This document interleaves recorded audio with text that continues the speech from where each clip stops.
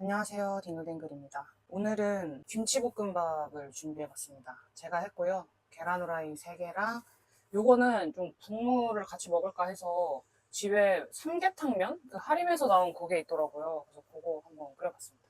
맛있게 먹겠습니다. 김치볶음밥은 삼겹살 넣고 버섯 좀 넣고 양파 넣고 해서 만들어봤어요.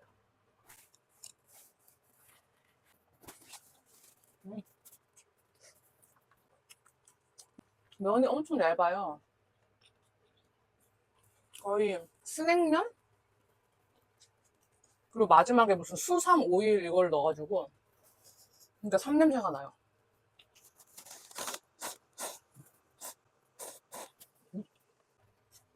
뭔가 묘하게 맛있어요. 그냥 사실 그냥 감칠맛 있으면 다 맛있잖아요. 닭 맛보다는 삼 맛이 많이 나는 라면이에요. 오늘은 HSP라는 것에 대해서 얘기를 좀 해보려고요. 혹시 모르시는 분들을 위해서 좀 설명드리면 HSP는 Highly Sensitive Person의 약자로 이제 겁나 예민한 사람을 뜻하는 말이고요. 무슨 심리학자인 엘레인 아론이라는 사람이 뭐 만든 개념인데 전체 인구의 뭐 15%에서 20% 정도가 여기에 해당한대요. 뭐 그 정도면은 엄청 희귀한 그런 건 아니죠? 국물로 한번 먹어볼게요.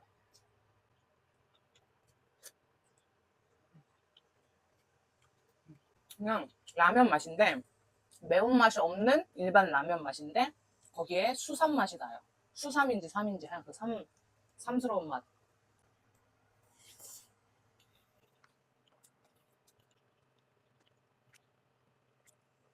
그 사람의 어떤 기질을 표현하는 그런 좀 적절한 단어를 찾기 위한 노력이랄까요? 그런 노력은 진짜 오래전부터 있긴 했지만 최근에는 좀 더더욱이나 그 유튜브에서 어떤 그런 심리학 또는 정신분석학 관련돼서 되게 쉽게 접근을 할 수가 있잖아요. 일반 사람들도. 그러다 보니까 사람들이 더더욱 그러한 단어들에 관심을 갖게 되고 또 그걸 분별하는 그런 테스트 같은 것들에 되게 관심을 많이 갖게 되는 것 같아요. 그래서 뭐 진짜 대표적으로는 MBTI도 그 중에 하나 같고 뭐 소시오패스, 뭐 또 한때 되게 핫했던 나르시스트 뭐 그런 거나 뭐 ADHD도 그렇고 그래서 이 HSP도 그런 것들 중 하나의 그 어떤 유행인 것 같아요.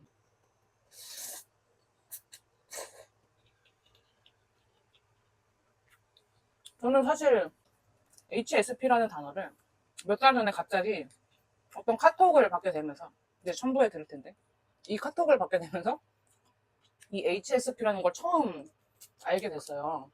사실 처음에는 이제 예민하다라는 말 자체가 이제 이 제가 받은 그 영상에서도 말씀을 하시지만 뭐 이렇게 그런 말을 들었을 때 그다지 좋은 말이라고 저희가 좀 생각하지는 않잖아요. 좀 보편적으로는 좀 신경질적이고 까탈스러운 약간 그런 단어로 좀 인식을 하다 보니까 저도 약간 그 말을 들었을 때 약간의 거부감이 또 없지 않았거든요. 또 그 영상 속 그분하고 저랑 또 되게 비슷한 게 저도 약간 그 성격적 추구미가 좀 차분하고 남일에 관심 없고 무던하고 큰 동요 없고 좀 냉소적인 좀 이런 성격이 좀 저의 성격적 추구미인 것 같아요. 그래서 더더욱이나 예민하다? 나처럼 둥글둥글하고 착한 애가? 약간 이런 생각을 했었어요. 근데 정말 보다 보니까 뭐 이 영상도 그렇고 이 영상 이후에도 다른 뭐 HS 관련된 영상이나 아니면 글이나 아니면 그런 영상에 달린 댓글들 같은 걸 쭉 보다 보니까 정말 이 HSP라는 게 저의 어떤 그런 기질과 상당 부분 부합을 하더라고요.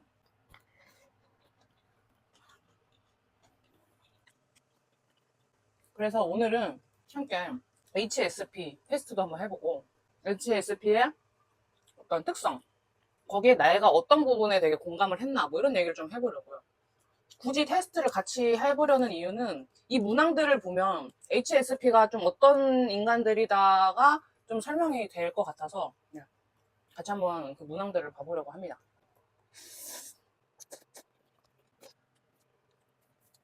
이 HSP 테스트도 뭐 이것저것 조금씩 달라가면서 많더라고요. 저는 좀 그나마 제일 좀 여기저기에 많이 공통적으로 올라오고 약간 그 원조 아까 그 아론이라는 아저씨 그 아저씨가 만든 것 같은 그런 테스트로 좀 소개를 드릴게요.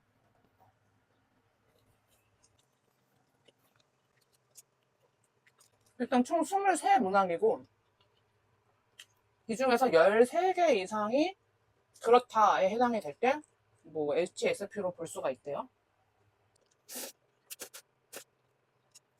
일단 첫 번째, 나는 주위에 있는 미묘한 것들을 인식하는 것 같다. 저는 이 문장이 여기서 제일 이상한 것 같거든요. 주위에 있는 미묘한 것들을 인식하는 것 같다.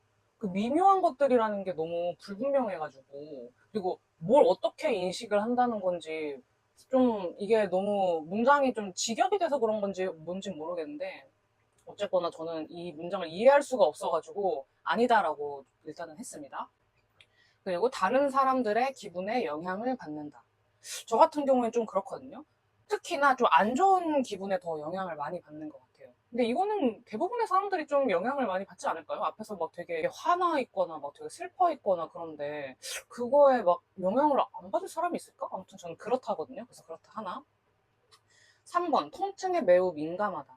저 같은 경우에 이거는 아닌데, 저는 물론 아픈 거를 정말 싫어해요. 아픈 거에 되게 겁이 많고 그런데, 근데 또 아픈 거를 되게 꾹 잘 참아요. 조금만 아파도 막, 아파! 막 하는, 뭐, 그런 거를 뜻하면 저는 좀 아닌 것 같아서 이거는 아니다로 넘어가겠습니다. 그리고 4번.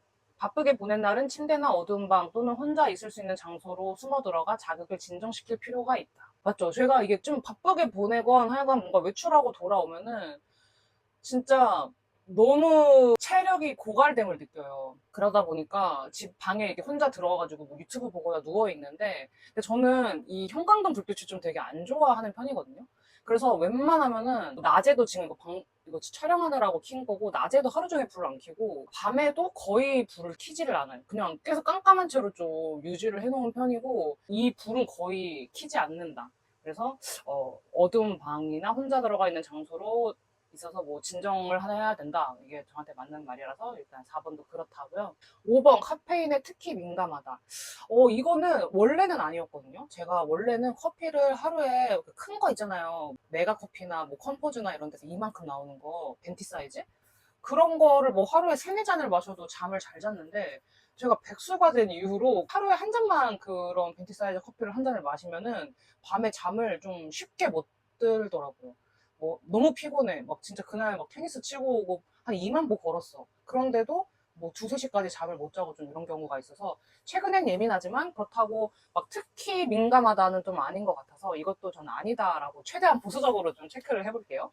6번, 밝은 빛, 강한 냄새, 사이렌 소리 같은 것들에 의해 쉽게 피곤해진다. 제가 방금도 말씀드렸다시피 저는 이 형광등 불빛도 너무 싫어하고 또 제가 냄새도 되게 예민해요. 뭔가 그리고 그 냄새를 되게 특정하는 거를 즐겨 하거든요. 뭐 음식 냄새가 났어. 그러면은 아 이거 뭐 한 어떤 냄새다. 뭐 이거 뭐 되게 며칠 끓인 된장찌개 냄새다. 막 이런 식 있잖아요.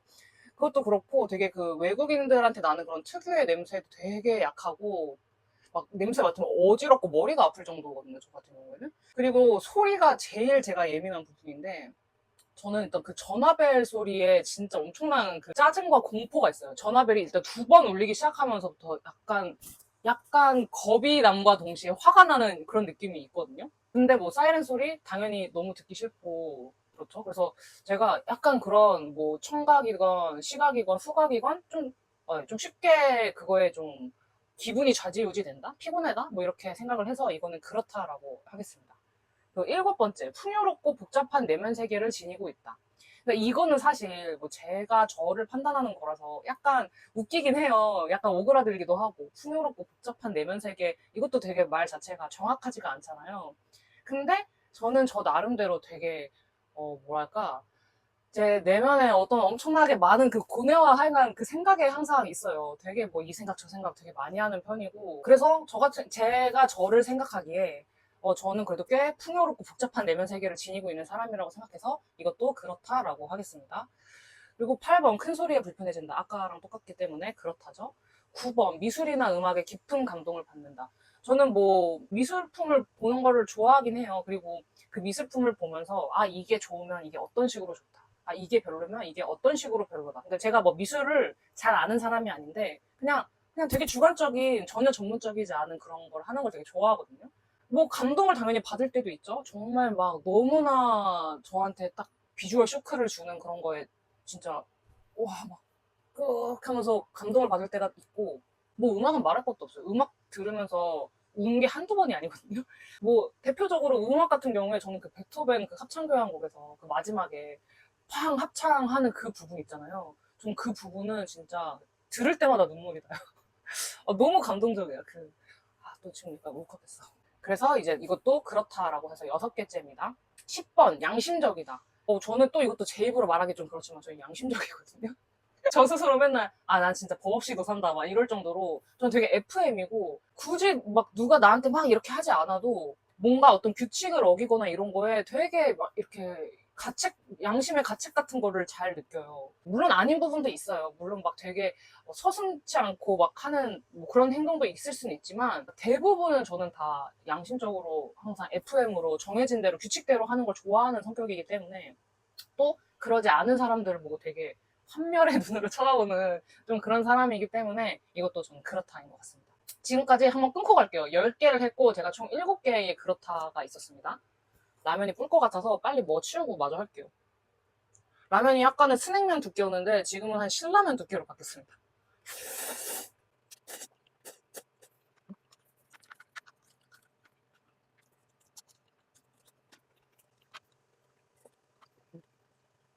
그러면 11번부터 다시 한번 가보겠습니다.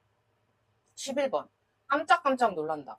전 이거는 좀 아니거든요. 제가 그렇게 막 엄청 막 깜짝깜짝 놀라고 되게 잘 놀래는 친구들 있잖아요. 좀만 와 해도 막 그런 친구들. 그런 부분에서 잘 안 놀라는 편이라서 이거는 아니다인 것 같습니다.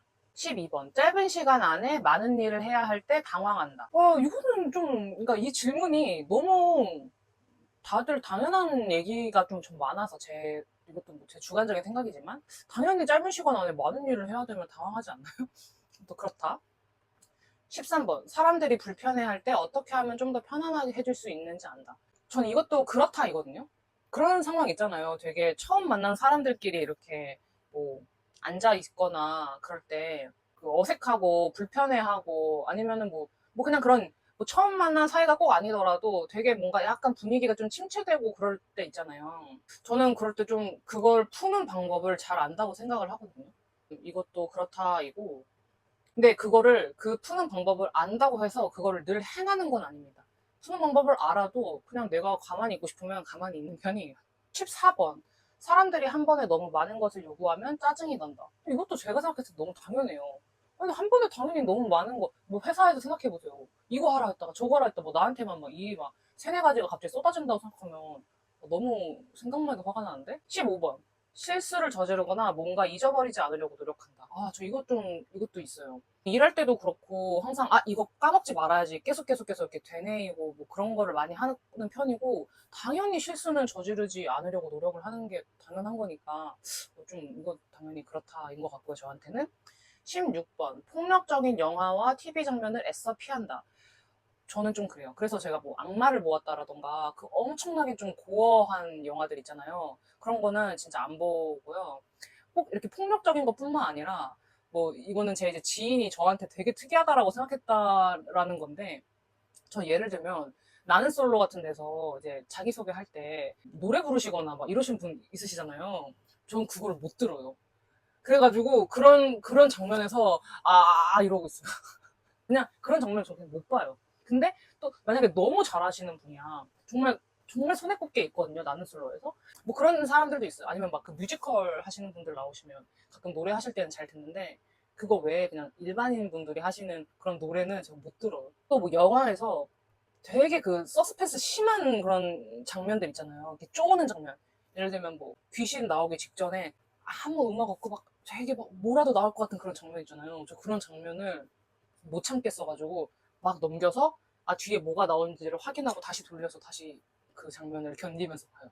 약간 그런 이상한, 네, 약간 이상하다고 하더라고요, 그게. 근데 저는 좀 그런 거를 잘 못 보는 편이에요. 그래서 네, 그렇다. 17번 주변에서 많은 일이 일어나고 있을 때 긴장을 한다. 이것도 제가 생각했을 때 너무 당연한 거거든요. 왜냐면 이렇게 많은 일들이 막 이렇게 벌어지게 되면 제 주의도 같이 분산이 돼서, 그러니까 제가 지금 메인으로 뭔가 하고 있거나 집중을 하고 있는 게 있는데, 자꾸 주위로 이제 제 또 집중력도 분산이 되잖아요. 그러다 보니까 뭔가 긴장을 하게 되는 것 같아요. 아, 뭔가 내 거를 놓치지 말아야지라는 생각과 동시에, 아, 여기서 무슨 일이 일어나고 있지, 여기서 무슨 일이 일어나고 있지, 이게 자꾸 막 신경이 쓰여서 좀 긴장이 되는 것 같아요. 그래서 이것도 그렇다. 18번, 배가 아주 고프면 강한 내부 반응이 일어나면서 주의 집중이 안 되고 기분 또한 저하된다. 이건 조금 애매한 것 같아요. 정도의 차이인 것 같은데, 근데 당연히 배가 엄청 고프면 좀 집중 안 되고 힘들잖아요. 당연히 기분 저하. 이거는 너무 생물학적으로 당연한 건데, 근데 그런 사람도 있잖아요. 막 어디 같이 나갔는데 막 배고프다고 징징거리면서 나 못해, 나 못 가겠어 이러면서 막 여행이라든지 막 그런 거 갔을 때 막 그렇게 징징거리고 막 뭐, 아, 나 배고프면 아무것도 못해, 뭐 이런 사람은 저는 아닌데, 근데 그냥 당연히 동물로서 배가 고프고 그러면 집중도 좀 떨어지고 기분이 또 저하되는 건 맞는 것 같거든요. 그래서 이거 정도를 어떤 기준으로 삼아야 될지는 모르겠지만 어쨌건 배고파서 그런 거는 맞기 때문에 일단은 그렇다라고 할게요. 근데 막 그렇게 유난 떠는 그런 거는 아니라는 것. 19번. 생활의 변화에 의해 동요된다. 근데 당연히 어떤 변화가 있으면 너무 이거 자꾸 다 당연하다 그러나? 좀 생활의 변화가 있으면 당연히 저는 좀 동요되는 편이에요. 환경이 뭔가 좀 바뀌었을 때, 아, 이거에 적응하려고 스트레스도 좀 많이 받는 편이고, 좀 새로운 것들이잖아요. 뭔가 변화가 생겼다는 것은. 그럼 그 새로운 것들을 좀 빨리 캐치를 하기 위해서 좀, 네, 좀 에너지를 많이 쏟는 것 같아요. 그래서 이것도 그렇다. 20번. 섬세하고 미묘한 향기, 맛, 소리, 예술 작품을 감상하고 즐긴다. 위에랑 얘기 똑같은 것 같아요. 뭐 제가 그래서 와인도 막 이렇게 공부하면서 마시는 걸 좋아했었고, 뭐 당연히 소리 같은 것도 영화에서나 이런 효과음 같은 거 되게 이렇게 뭔가 되게 멋지게 디자인된 그런 걸 들으면 되게 감탄을 많이 하거든요. 예를 들면은 존 오브 인터레스트 같은 그런 영화라던가 최근에 얘기했었던 그 박찬욱 감독님의 그 복수는 아이 것 같은 뭔가 그런 어떤 막 되게 신경 써서 디자인된 소리를 듣는 걸 되게 좋아해서, 뭐 예술 작품도 아까 말씀드렸다시피 감상하고 즐기는 걸 좋아하기 때문에 맞는 것 같습니다. 그래서 20번도 막 그렇다인 것 같고요. 지금 거의 11번부터 20번까지는 그 12번, 아니, 뭐야, 깜짝깜짝 놀란다 빼고는 다 맞다고 해버렸네요. 그래서 9개. 나머지 3개도 빨리 해보겠습니다. 내 생활을 정돈해서 소란스럽거나 당황하게 되는 상황을 피하는 것을 우선으로 한다. 이 생활을 정돈한다는 것도 사실 좀 뭐 되게 다양한 것들이 포함되잖아요. 뭐 예를 들어서 그냥 방이나 내 자리를 잘 정돈하는 의미도 있을 수 있지만, 뭐 나의 어떤 주변이나 나의 인간관계나 뭔가 그런 것들을 정돈한다는 것까지 확장을 할 수도 있을 것 같은데, 저는 근데 대부분은 맞는 것 같아요. 당황하는 거를 피하는 것을 우선으로 한다는 게 결국 내가 뭔가 필요할 때 이걸 못 찾는다던가 그런 것들이 이제 좀 일상생활에서 당황을 할 수 있는 순간인 것 같은데, 그래서 저는 좀 어떤 놓는 자리에 맨날 이렇게 놓는다던가 뭔가 뭐좀 그런 식으로 정돈을 하는 편이고, 막 완전 막 쓰레기같이 방을 해놓지는 않거든요. 그래서 그리고 뭐 저는 인간관계 같은 것도 좀 정돈이 필요하다라고 느껴지면 좀 정돈을 하는 편이에요. 뭔가 되게 오래된 인간관계가 좀 그런 것들 있잖아요. 그런 것들은 좀 정돈이 필요하다라고 느껴지면 이렇게 서서히 멀리하고 좀 이런 편이어서 이것도 좀 맞는 것 같아요. 22번. 경쟁을 해야 된다거나 무슨 일을 할 때 누가 지켜보고 있으면 불안하거나 소심해져서 평소보다 훨씬 못한다. 항상 평소에 잘만 하다가 내기만 하면 지고 뭐든지. 그리고 제가 뭔가 막 하고 있는데 뒤에서 누가 이렇게 와 뒹글뒹글 잘한다 막 이렇게 하잖아요. 그럼 갑자기 긴장돼가지고 막 실수하고 틀리고 막 그래.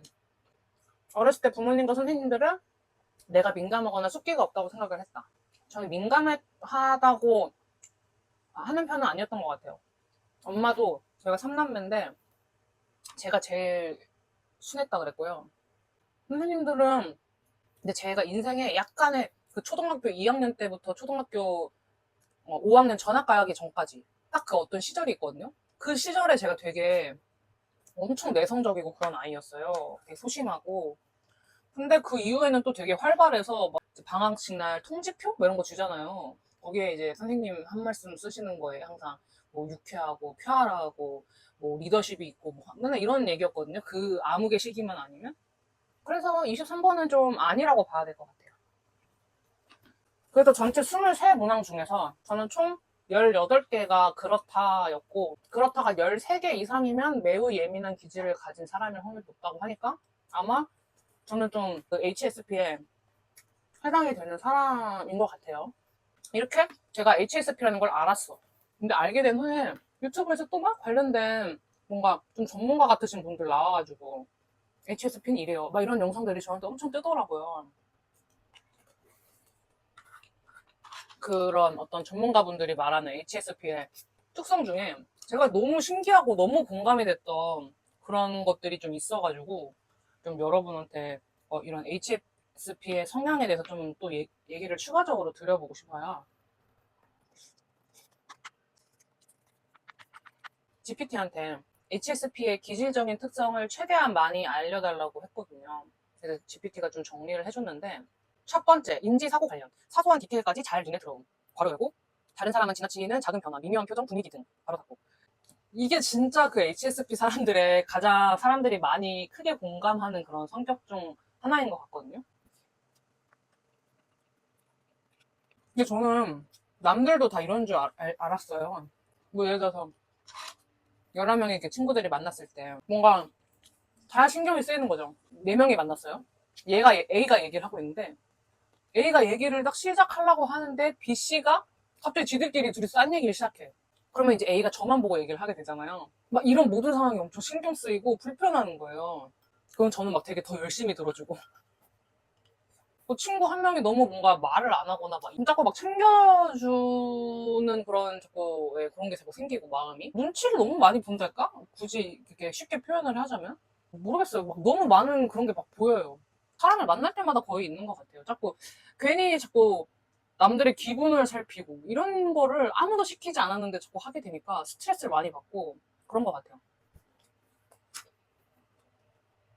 또 상황을 예측하려는 경향이 강한. 저도 미리미리 사서 걱정을 하는 스타일이에요. 그러다 보니까 진짜 많은 경우의 수를 자꾸 생각하게 돼요. 계속 상상하고 예측하려고 그러고 가장 좋은 경우를 생각하려고 하는 그런 경향이 엄청 강해요. 근데 이제 살다 보니까, 이제 저도 이제 30년 이상을 살다 보니까 내가 뭔가 예측을 하려고 해서 그 예측대로 되는 게 아니구나. 그냥 흘러가는 대로 둬야 되는구나를 알아요. 그렇게 그냥 너무, 어, 닥치기도 전에 걱정부터 하고 그런 거를 좀 최대한 자제하려고 노력을 하지만 이게 그렇게 이제 담담하게 나중에 뭔가 그걸 받아들인 과정으로 바뀔지언정 이거를 미리 안 하는 거는 좀 없는 것 같아요. 창의적이고 독창적인 아이디어를 잘 떠올림. 저는 제가 막 창의적이라고 생각하지는 않는데, 근데 뭔가 가끔씩 남이 생각하지 못한 거를 좀 생각해내고, 뭐 일에서도 그랬고, 뭐 평상시에도 그렇고, 뭐 그런 것 같거든요. 그래서 뭐, 맞다면 맞고 틀리다면 틀린 것 같고. 음. 이제 1번이 인지사고 관련이었으면, 2번은 이제 감각적 민감성인데, 아까 말씀드렸던 큰 소리, 강한 빛, 복잡한 냄새, 까끌거리는 옷감 등 자극에 예민. 그래서 어렸을 때는 이 옷 뒤에 이런 택 있잖아요. 아, 이것 때문에 불편해서 계속 손이 가고 막 이랬던 것 같아요. 지금은 좀 괜찮지만. 그리고 막 운동화 양말 없이 신는 분들 있잖아요. 저는 신발 양말 없이 신는 거 진짜 잘 못하는 것 중 하나예요. 발에 느껴지는 그 신발의 감촉도 그렇고 발에 땀도 워낙 많아서 되게 힘들어요. 저는 그 지하철에서의 그 여러 잡소리들 있잖아요. 진짜 그런 게 너무 싫거든요. 그리고 그냥 그 지하철 자체의 소음도 그렇고. 그래서 노이즈 캔슬링 진짜 필수입니다. 진짜 노이즈 캔슬링은 저한테 없어서는 안 돼. 희대의 발명품?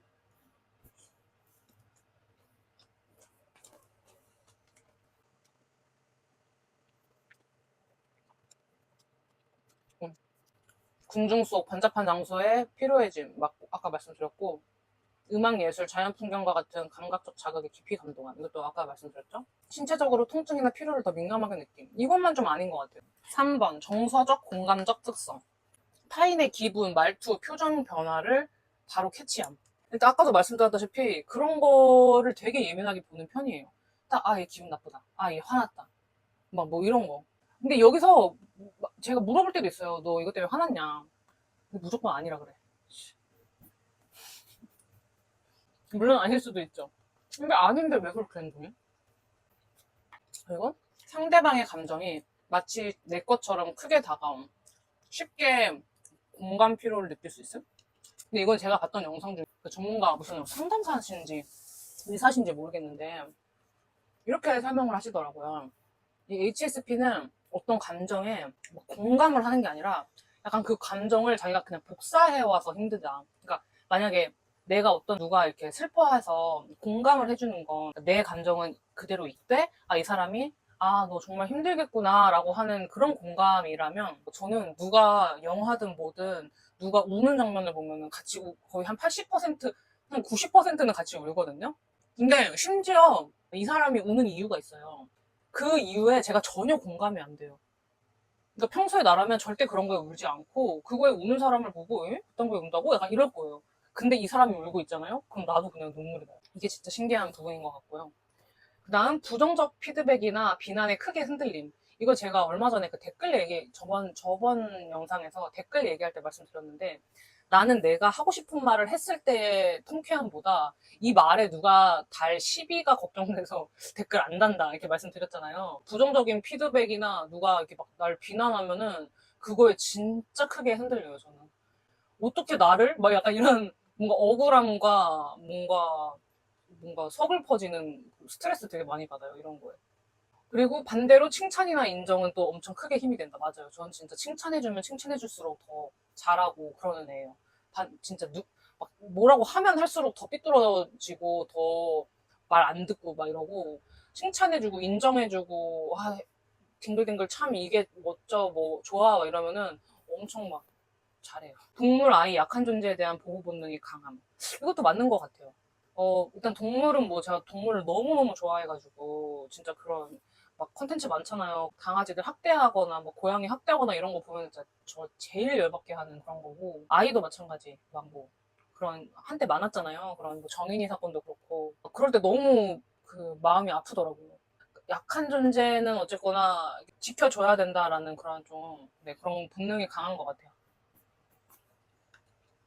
그 강철의 연금술사에서 그런 말 있잖아요. 약한 사람이 자기보다 더 약한 사람을 보살펴주고 그 약한 사람이 또 자기보다 더 약한 사람을 계속해서 보살펴주는 그런 사회가 돼야 된다. 아, 그 말에 제가 감동받았습니다. 네 번째가 사회적 성향인데 이거가 제가 제일 신기한 부분 중 하나였어요. 제가 그 걸어서 황홀 속으로 영상에서 갑자기 이제 뭐 대화에 대한 얘기를 하다가 나와 대화의 결이 맞는 사람이 좋다. 그렇지 않은 사람들을 만나는 것에 좀 그렇다. 뭐 이런 얘기를 들었던 것 같아요. 근데 여기도 보면은 이 HSP의 사회적 성향에 얕은 대화보다 깊이 있는 대화 선호. 와, 이게 너무 신기한 거예요. 내가 이게 예민해서 이런 성격을 갖고 있었다는 게 너무 신기하잖아요? 저는, 물론 막 그냥 시덥지 않은 농담하고 이런 것도 너무 좋죠. 재밌고, 저도 띨띨거리고 그런 거 좋아해요. 유머 좋아하거든요? 근데 그거는 너무 진짜 작은 부분이라고 생각을 하고, 인생에서 큰 부분은 진짜 깊이 있는 대화를 하면서 뭔가 서로한테 되게 긍정적인 것들을 이렇게 끌어주는 그런 대화라고 생각을 해가지고, 이거 진짜 공감이 됐고, 진심 어린 인간관계? 당연하죠. 인간관계를 뭐, 저는 좀 의심이 많은 사람이라, 인간관계에서도 되게 보수적이고 되게 의심을 하면서 시작을 하거든요. 뭐 몇 달을 같이 놀고 막 이랬어도 내 친구라고 생각하지는 않아. 약간 뭐 좀, 이게 어렸을 때는 안 그랬어요. 어렸을 때는 진짜 인간에 목매달고 막 진짜 너무 막 인간 좋아하고 막 그랬는데, 좀 크면 클수록 제 성향이 점점 더 약간 이렇게 뭐랄까, 가려서 사귀게 되는 그런 게 생기긴 했는데 어렸을 때나 지금이나 진짜 인간관계에 엄청나게 나한테 잘 맞고 너무 소중한 인간관계를 맺고 싶다라는 생각은 당연히 있는 것 같아요. 근데 그게 막 많을 필요는 없어요. 그걸 위해서 막 노력하면서 살지도 않고 지금 저는 그냥 충분하다고 생각을 하는데 아무튼 기조는 그렇다. 많은 사람들과 어울리는 것보다는 소수의 신뢰 깊은 관계를 선호. 물론 많은 사람과 막 떠들썩하게 어울리는 거 가끔 하면 재밌어요. 그러니까 그게 뭐 어쩌다 한 번이니까 즐거운 거지. 맨날 맨날 그게 있으면 그렇게 좋아하지 않았겠죠? 보통은 진짜 만나는 사람만 만나요. 5번이 이제 스트레스 피로 반응인데 새로운 환경, 낯선 사람, 과도한 일정에 쉽게 압도됨. 작은 자극들이 쌓이면 금세 지치고 휴식이 필요함. 예민한 만큼 회복 시간도 중요함. 혼자 있는 시간 필수. 그리고 불면증, 위장장애, 두통 등 스트레스 관련 신체가 잘 나타나.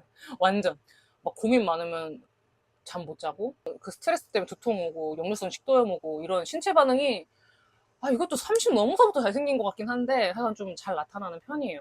이 정도로 GPT가 정리해준 HSP에 대한 거였고 GPT는 HSP가 단순히 예민한 사람이 아니라 정보를 깊게 처리하고 감각, 감정에 예민하고 타인과 환경을 민감하게 읽는 특성을 가진 기질이야. 그래서 좋은 환경에서는 창의적이고 따뜻한 장점이 빛나지만 나쁜 환경에서는 쉽게 지치고 상처받는 취약점도 동시에 가진 거지. 정말 맞는 말입니다.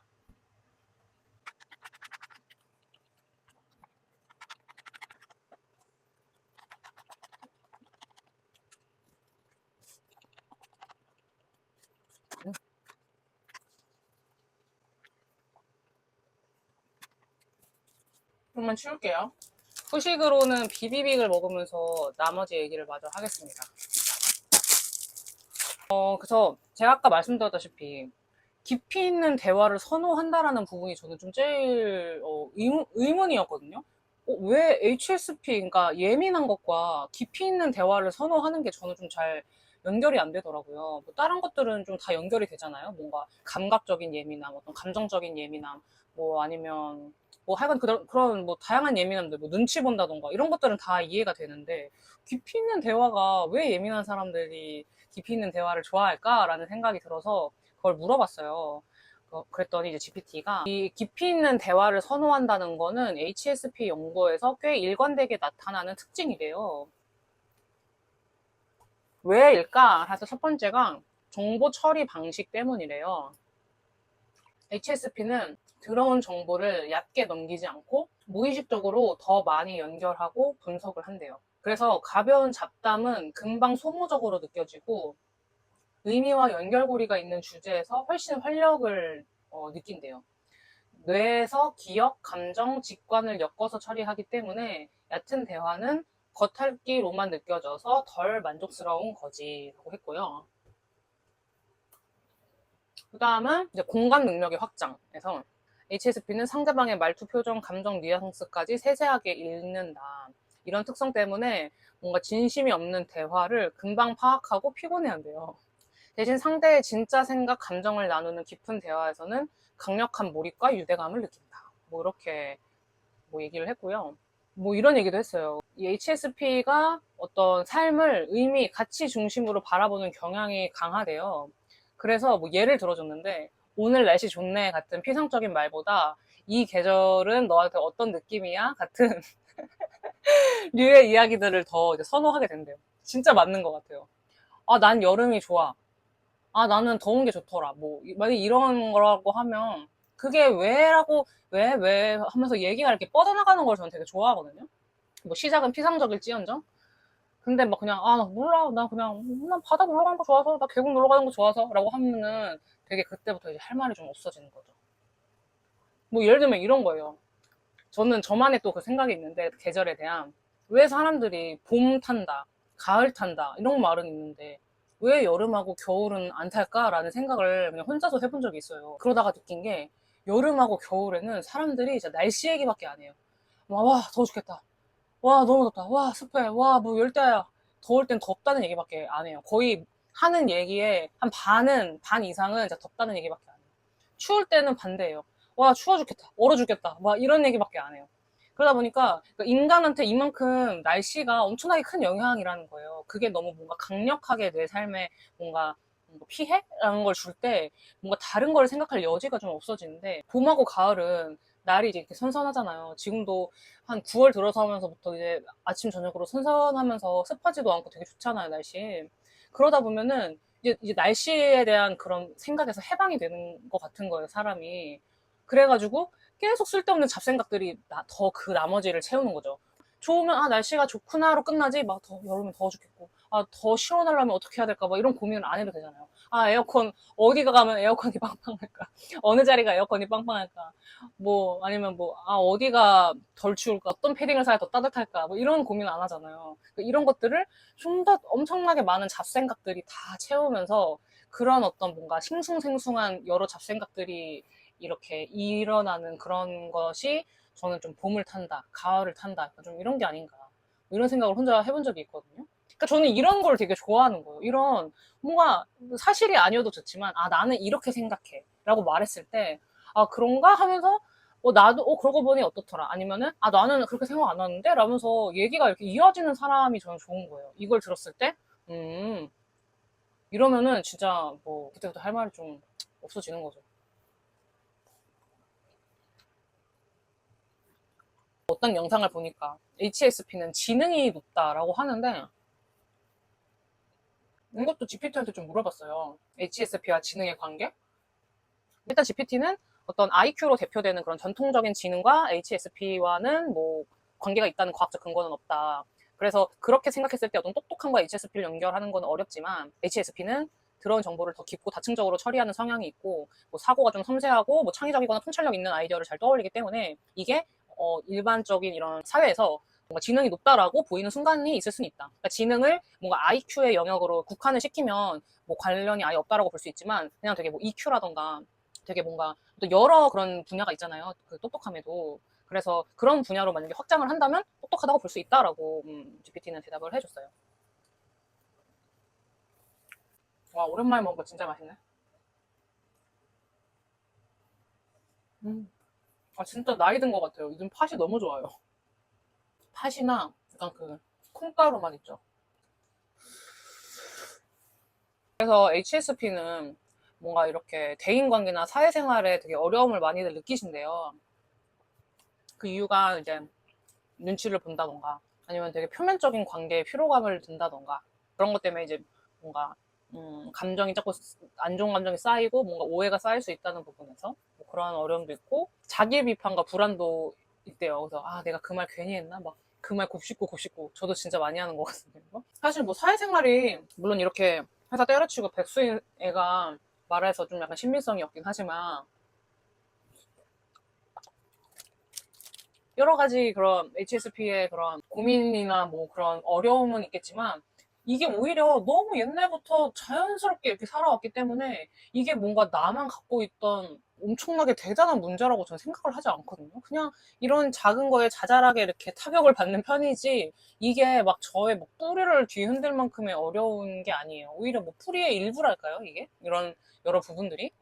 되게 힘든 그런 어떤 인간관계라던가 사회생활을 하고 계신 분들이 많으신 것 같은데 그분들의 나이대가 어떠실지 모르겠지만 그냥 결국 그런 거를 이렇게 극복하는 능력을 키우는 게 또 개개인한테는 중요한 것 같아요. 이런 예민한 이런 기질이 뭐 묻어내지려고 노력을 한다고 해서 묻어내질 수는 없잖아요. 그래서 내 안에 그런 많은 자극들이 들어왔을 때 그걸 되게 건강하게 처리하는 그런 방식을 좀 스스로 잘 만드는 게 중요하지 않을까라는 생각을 좀 해봤습니다. 음. 뭐 저도 완벽하진 않지만 그냥 막 이거를 막 아 역시 나만 인구의 15%에서 20%에 포함되는 HSP라 내가 이렇게 힘들었던 거구나 하면서 막 그렇게 힘듦에 또 취해 계시지 마시고 그냥 아 이게 내 성향이 이래서 내가 예민했기 때문에 이런 성향들이 있었구나. 아 그러면은 뭐 아 이제부터 나는 좀 뭐 이제부터는 아니죠. 아마 그 정도 어느 정도 사셨으면 이거를 어떤 식으로 좀 처리하는지는 또 스스로 다 있으시잖아요. 그 방법들을 좀 더 좋게 좋게 발전시키는 거를 거기다 집중을 하시면 어떨까. 그래서 오늘 김치볶음밥하고 라면이랑 이렇게 후식으로 저보다 나이가 많은 비비비까지 맛있게 잘 먹어봤습니다. 끝까지 시청해주신 분들 너무 감사드리고요. 다음에도 또 맛있는 음식과 새로운 주제로 찾아오겠습니다. 감사합니다.